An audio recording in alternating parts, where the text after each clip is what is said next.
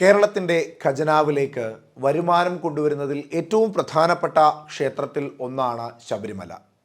ശബരിമല ക്ഷേത്രവുമായി ബന്ധപ്പെട്ടുകൊണ്ടായിരുന്നു ഇന്ന് നിയമസഭയിൽ ചോദ്യോത്തരങ്ങൾ നടന്നത്. മന്ത്രി കെ രാധാകൃഷ്ണനെതിരെ പ്രതിപക്ഷത്തിൻ്റെ ഭാഗത്തു നിന്നും ശക്തമായ ചോദ്യങ്ങളായിരുന്നു ഉയർന്നത്. അതായത് ഭക്തരുടെ തിരക്ക് കഴിഞ്ഞ വർഷത്തെ സംബന്ധിച്ച് നോക്കുമ്പോൾ വളരെ കൂടുതലായിരുന്നു. നിയന്ത്രിക്കാൻ കഴിയാത്ത തരത്തിലേക്കായിരുന്നു ഭക്തരുടെ തിരക്ക് ശബരിമലയിൽ ഉണ്ടായിരുന്നത്. അതിൻ്റെ ഏറ്റവും പ്രധാനപ്പെട്ട കാരണമായി പ്രതിപക്ഷം പറയുന്നത്, അതായത് മണ്ഡലകാലത്തോടനുബന്ധിച്ചായിരുന്നു നവകേരള സദസ് നടന്നത്. നവകേരള സദസ്സിലേക്ക് പോലീസ് സന്നാഹങ്ങളെ മുഴുവൻ ഉപയോഗപ്പെടുത്തിയത് കൊണ്ട് തന്നെ കേരളത്തിലെ വിവിധ വിഭാഗങ്ങളിലേക്ക്, അതായത് മന്ത്രിസഭയിലെ വിവിധ വിഭാഗങ്ങളിലേക്ക് പോലീസുകാരെ വിന്യസിപ്പിക്കുവാനും അല്ലെങ്കിൽ ജനങ്ങൾക്ക് കൃത്യമായ രീതിയിലുള്ള അവരുടെ സ്വത്തിനും ജീവനും സംരക്ഷണം നൽകുന്ന തരത്തിലേക്ക് പോലും പോലീസിനെ ഉപയോഗപ്പെടുത്തുവാൻ മന്ത്രിസഭയ്ക്ക് സാധിച്ചില്ല. അത്തരത്തിൽ തന്നെ ശബരിമലയിലും പോലീസുകാരെ കൃത്യമായി വിന്യസിപ്പിക്കുവാൻ ഇവിടുത്തെ മന്ത്രിസഭയ്ക്ക് സാധിച്ചില്ല. അതുകൊണ്ട് തന്നെയാണ് അനിയന്ത്രിതമായൊരു തിരക്ക് ശബരിമലയിൽ ഉണ്ടായത്. ആ തിരക്കുണ്ടാക്കിയത് മന്ത്രിസഭ തന്നെയാണ്. ആ തിരക്കുണ്ടാക്കിയത് മുഖ്യമന്ത്രിയുടെ നേതൃത്വത്തിലുള്ള ദേവസ്വം ബോർഡ് വകുപ്പ് മന്ത്രി കെ രാധാകൃഷ്ണൻ തന്നെയാണ് എന്ന് കൃത്യമായി പറയുകയാണ് പ്രതിപക്ഷം. അതായത് ഭക്തർക്ക് ക്യൂ നിൽക്കുന്ന സമയത്ത് ലഭിക്കേണ്ട ടോയ്ലറ്റ് സൗകര്യം ലഭിച്ചില്ല. അതിൻ്റെ കാരണമായി പറയുന്നത് ടെൻഡർ കൃത്യമായ സമയത്ത് നൽകിയില്ല. ടോയ്ലറ്റിൻ്റെ ടെൻഡർ സ്വീകരിക്കുവാൻ ആരും തന്നെ വന്നില്ല. അതുകൊണ്ട് ടോയ്ലറ്റ് പൂട്ടിയിട്ടിരിക്കുകയായിരുന്നു. അതായത് ഭക്തരുടെ അടിസ്ഥാന സൗകര്യങ്ങൾ പോലും അവിടെ ഒരുക്കി നൽകിയിട്ടില്ല എന്ന് സാരം അത് സമ്മതിക്കുകയും ചെയ്യുകയാണ്. അതായത് യാതൊരു എളുപ്പമില്ലാതെ സമ്മതിക്കുകയാണ് കെ രാധാകൃഷ്ണൻ എന്ന മന്ത്രി സഭയിൽ വെച്ച്. പിന്നീട് അവിടെ ഉയർന്ന രണ്ടാമത്തെ ചോദ്യം വിൻസെൻ്റ് MLA-യുടേതായിരുന്നു. അദ്ദേഹം ചോദിക്കുന്നതും വളരെ വ്യക്തമായ ചോദ്യം. അവിടെ അനിയന്ത്രിതമായ ഒരു ഭക്തജന തിരക്കുണ്ടാക്കിയതിൻ്റെ പ്രധാനപ്പെട്ട ഘടകം മന്ത്രിയാണ്, അല്ലെങ്കിൽ ദേവസ്വം ബോർഡ് വകുപ്പാണ്, അല്ലെങ്കിൽ പോലീസുകാരാണ്. കാരണം വിർച്വൽ ക്യൂവിൽ 80,000-ൽ പരം ഭക്തന്മാരെ ഉൾക്കൊള്ളുവാൻ സാധിക്കുന്ന ഒരിടത്ത് 40,000-ലേക്ക് വിർച്വൽ ക്യൂ കുറയ്ക്കുന്നു. വിർച്വൽ ക്യൂവിൻ്റെ എണ്ണം കുറയ്ക്കുന്നു. അങ്ങനെ വിർച്വൽ ക്യൂവിൻ്റെ എണ്ണം കുറയ്ക്കുന്നത് ഭക്തർക്ക് വലിയ ബുദ്ധിമുട്ടുണ്ടാക്കിയിട്ടുണ്ട്, ഭക്തജന തിരക്കുണ്ടാക്കിയിട്ടുണ്ട്. സർ, ചരിത്രത്തിൽ ആദ്യമായി അയ്യപ്പ ഭക്തന്മാർ ശബരിമലയിലേക്ക് പോകാൻ മാലയിട്ടിട്ട് പന്തളം ശ്രീധർമ്മ ശാസ്താ ക്ഷേത്രത്തിന് മുന്നിൽ വന്ന് മാലയൂരേണ്ടുന്ന അവസ്ഥ വരെ ഈ വർഷം ഉണ്ടായിട്ടുണ്ട്. അംഗീകരിക്കുന്നു. സർ, എൻ്റെ ചോദ്യം, സർ, അനാവശ്യമായ നിയന്ത്രണങ്ങൾ പോലീസ് അവിടെ ഏർപ്പെടുത്തി. മകരവിളക്ക് ദിവസവും തലേ ദിവസവും വെർച്വൽ ക്യൂ 40,000-ആയി പരിമിതപ്പെടുത്തി. അതിന്റെ തൊട്ടടുത്ത ദിവസം അത് 70,000-വും 80,000-വുമായി മാറി.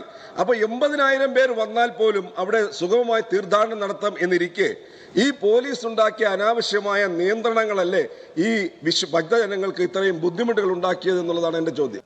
വിൻസെന്റ് MLA അവിടെ പറഞ്ഞ വളരെ പ്രധാനപ്പെട്ട കാര്യം, ശബരിമലയിലെ തീർത്ഥാടകർ, ശബരിമലയിലേക്ക് വരുന്ന തീർത്ഥാടകർ അവർ തങ്ങളുടെ മാല പന്തളത്ത് ഊരി ഉപേക്ഷിച്ച് പോകേണ്ട അവസ്ഥ വരുന്നു. അതായത് യാതൊരു തരത്തിലും ശബരിമലയിൽ തീർത്ഥാടകർക്ക് സുഗമമായി അയ്യപ്പസ്വാമിയുടെ ദർശനം ലഭിക്കാൻ കഴിയാത്ത തരത്തിലേക്ക് അവർക്ക് ബുദ്ധിമുട്ട് ഉണ്ടാക്കിയിരിക്കുന്നു ഇവിടുത്തെ ദേവസ്വം ബോർഡ് വകുപ്പ്. അതുകൊണ്ട് തന്നെയാണ് പന്തളത്തും പമ്പയിലും തങ്ങളുടെ ഭക്തി നിർഭരമായ ഭക്തിയോടുകൂടി അവരണിഞ്ഞ, വ്രതാനുഷ്ഠാനത്തോടുകൂടി അവരണിഞ്ഞ മാല അവിടെ ഒഴുക്കിക്കളയുകയോ ഉപേക്ഷിച്ച് പോവുകയോ ചെയ്യേണ്ട ദുരവസ്ഥയിലേക്ക് ഭക്തർ പോയത് എന്ന ഒരു കാര്യം ഉന്നയിക്കുമ്പോൾ അതിന് ദേവസ്വം ബോർഡ് വകുപ്പ് മന്ത്രി നൽകുന്ന മറുപടിയാണ് ഏറ്റവും പ്രധാനം.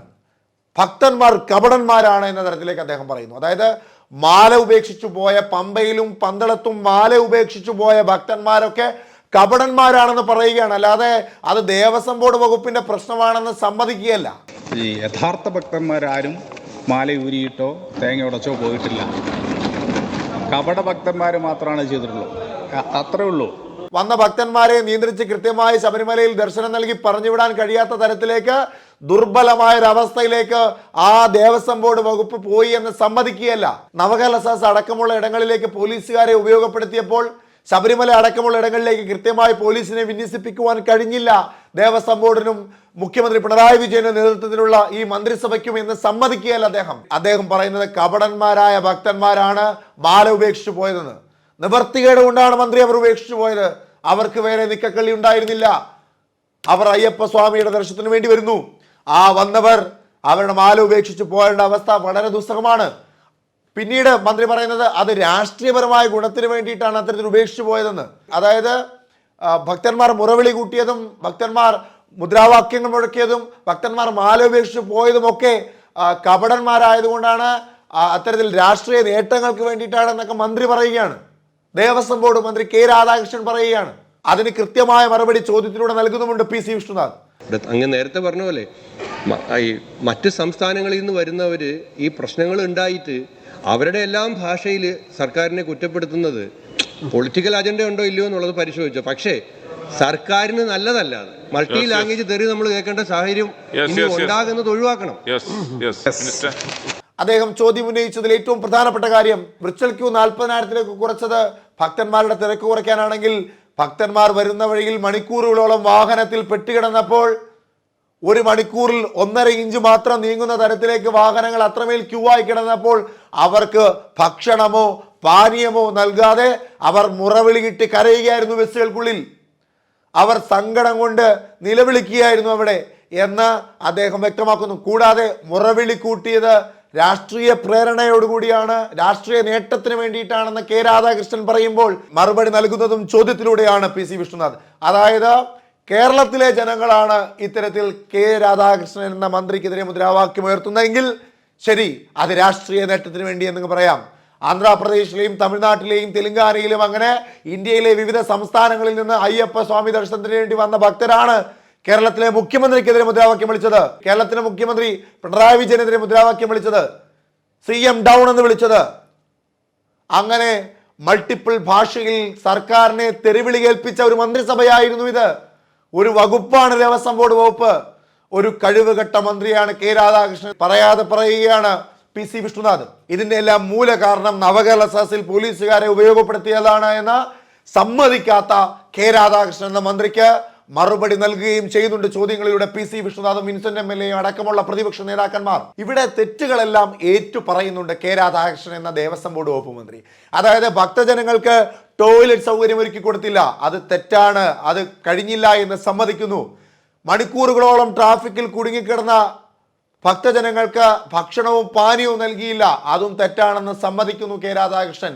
അങ്ങനെ എല്ലാ തെറ്റുകുറ്റങ്ങളും ഏറ്റുപറഞ്ഞിട്ട് ഏറ്റവും ഒടുവിൽ കെ രാധാകൃഷ്ണൻ എന്ന മന്ത്രി പറയുകയാണ്, ദേവസ്വം ബോർഡ് വകുപ്പ് മന്ത്രി പറയുകയാണ്, കപടന്മാരായ ഭക്തന്മാരാണ് മാല ഉപേക്ഷിച്ച് പമ്പയിൽ നിന്നും പന്തളത്ത് നിന്നും പിന്മാറിപ്പോയതെന്ന് പറയുന്നു. ഇവിടുത്തെ സാധാരണക്കാരായ ഭക്തന്മാർക്ക് അവരുടെ ദർശനത്തിനുള്ള സൗകര്യം ഒരുക്കി കൊടുക്കാതെ, അങ്ങനെ സൗകര്യങ്ങളില്ല അല്ലെങ്കിൽ വലിയ ബുദ്ധിമുട്ടാണെന്ന് മനസ്സിലാക്കി മടങ്ങിപ്പോയ ഭക്തന്മാരെല്ലാം കപടന്മാരാണെന്ന് പറയുന്നു. പിന്നീട് സഭയിൽ ഉയർന്ന മറ്റൊരു ചോദ്യം ആരോഗ്യ പ്രശ്നങ്ങളുള്ളവർക്ക് എന്ത് സജ്ജീകരണങ്ങൾ ഒരുക്കി എന്നുള്ളതാണ്. അപ്പൊ മന്ത്രി നൽകുന്ന മറുപടി, ആരോഗ്യവകുപ്പ് മികച്ചതായിരുന്നു, ഹൈക്കോടതിയുടെ ഉത്തരവ് പ്രകാരം 2 ആംബുലൻസ് ഉണ്ടായിരുന്നു, അതിലൊരു ആംബുലൻസ് പണിമുടക്കി. അതായത് കൃത്യമായി ഗുണകരമാവുന്ന തരത്തിലേക്കുള്ള ആംബുലൻസുകളല്ല ഉപയോഗപ്പെടുത്തിയത്. അതായത് അത് നന്നാക്കാൻ കഴിയാത്തത് കൊണ്ട് വലിയ ബുദ്ധിമുട്ടുകളുണ്ടായി. എത്രയോ സ്വാമിമാർ തിരക്കിനിടയിൽപ്പെട്ട് ബുദ്ധിമുട്ട് അനുഭവിച്ചു, ശാരീരികപരമായ ബുദ്ധിമുട്ടുകളുണ്ടായി. അതിനൊന്നും ആവശ്യമായ തരത്തിലേക്കുള്ള ആംബുലൻസ് സൗകര്യം ഉണ്ടായില്ല. പിന്നീട് കുറെ കഴിഞ്ഞിട്ടാണ് അവിടേക്ക് മറ്റൊരു ആംബുലൻസ് എത്തുന്നത്. എന്നിട്ടും പറയുന്നു ആരോഗ്യ വകുപ്പിന്റെ ഭാഗത്തു നിന്ന് കൃത്യമായ ഇടപെടൽ ഉണ്ടായെന്ന്. അവിടെ ഒരു പിഞ്ചു കുഞ്ഞ്, ഹൃദ്രോഗിയായ ഒരു കുഞ്ഞ് തിരക്കിനിടയിൽപ്പെട്ട് മരണപ്പെട്ടു. അതിനെ കാരണമായി പറയുന്നത് കുട്ടിക്ക് ജന്മനാ ഹൃദ്രോഗിയായിരുന്നു, അങ്ങനെ ഒരു കുട്ടിയെ അവിടെ കൊണ്ടുവരാൻ പാടില്ലായിരുന്നു. ഹൃദ്രോഗി ആയതുകൊണ്ട് ശബരിമല ദർശനം പാടില്ല എന്നാണോ? കൃത്യമായ രീതിയിൽ സൗകര്യങ്ങൾ ഒരുക്കി കൊടുത്തിരുന്നെങ്കിൽ ആ കുട്ടിക്ക് ശബരിമല ദർശനം നടത്തി പോകാമായിരുന്നു എന്ന് അന്നും പ്രതിപക്ഷത്തിന്റെ നേതാക്കന്മാർ പറഞ്ഞിരുന്നു. ആ കുട്ടിയുടെ മരണത്തിൽ ഉത്തരവാദിത്വം ഇവിടുത്തെ മന്ത്രിസഭയ്ക്കും ദേവസ്വം ബോർഡിനും അടക്കമുണ്ട് എന്നും പ്രതിപക്ഷ നേതാക്കന്മാർ വ്യക്തമാക്കിയിരുന്നു. ഇപ്പോൾ മന്ത്രി പറയുന്നത് കുട്ടി ഹൃദ്രോഗി ആയതുകൊണ്ട് വരാൻ പാടില്ലായിരുന്നു, കുട്ടി ആ തിരക്കിനിടയിൽ വരാൻ പാടില്ല. തിരക്കുണ്ടായതിന്റെ കാരണം ഇവിടുത്തെ മന്ത്രിസഭയല്ലേ, ഇവിടുത്തെ ദേവസ്വം ബോർഡല്ലേ. ആ തിരക്കില്ലായിരുന്നുവെങ്കിൽ, ആ തിരക്ക് നിയന്ത്രിച്ചിരുന്നുവെങ്കിൽ ആ കുട്ടിക്ക് സുഗമമായി സ്വാമി ദർശനം നടത്തി പോരാമായിരുന്നു. അപ്പോൾ അത് സാധിച്ചിട്ടില്ല. മൊത്തത്തിൽ കണക്കാക്കുമ്പോൾ ഈ മണ്ഡലകാലത്ത് ശബരിമലയിൽ ഭക്തർ അനുഭവിച്ച എല്ലാ ബുദ്ധിമുട്ടുകളുടെയും അടിസ്ഥാന കാരണം കൃത്യമായ നിയന്ത്രണങ്ങളില്ലായിരുന്നു എന്നുള്ളതാണ്.